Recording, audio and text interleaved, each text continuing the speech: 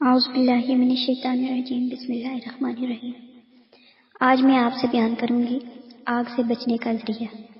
سید محمد کروی رحمۃ اللہ تعالیٰ نے باقیات و صالحات میں لکھا ہے، میری والدہ ماجدہ نے خبر دی کہ میرے والد ماجد، جن کا نام محمد تھا، نے مجھے وصیت کی تھی کہ جب میں فوت ہو جاؤں اور مجھے غسل دے لیا جائے تو چھت سے میرے کفن پر ایک سبز رنگ کا رکا گرے گا، اس میں لکھا ہوگا کہ یہ آگ سے محمد کے لیے برات نامہ ہے، اور اس رکے کو میرے کفن میں رکھ دینا۔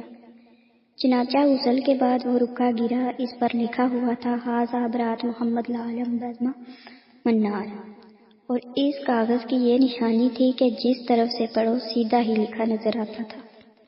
پھر میں نے اپنی والدہ ماجدہ سے پوچھا کہ میرے نانا جان کا عمل کیا تھا، تو امی جان نے فرمایا